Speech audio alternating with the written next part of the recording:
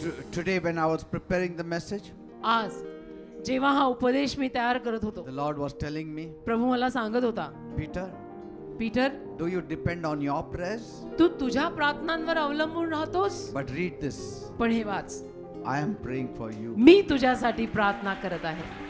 You know, some people will be so excited काही लोकांना एवढी एक्साइटमेंट आणि आनंद होईल, because they will say, कारण ते लोक म्हणतील good, चांगलंच झालं, because I never prayed. कारण मी तर कधी प्रार्थना करतच But नाही, at least he is praying for me. पण येशू माझ्यासाठी करतायत ना, असं होईल काही लोकांना. So Jesus, the Lord told me, तर प्रभू मला म्हणाला, I am also praying for you. मीही तुझ्यासाठी प्रार्थना करत आहे. Because you are praying for others, कारण तू दुसऱ्यांसाठी प्रार्थना I am करतोस, praying for मी you. तुझ्यासाठी प्रार्थना करतो. And that felt such a comfort to me मला एवढं बरं वाटलं ना, that I am praying for others. की मी दुसऱ्यांसाठी प्रार्थना But करतो, Jesus is praying for me. पण येशू माझ्यासाठी प्रार्थना करतो.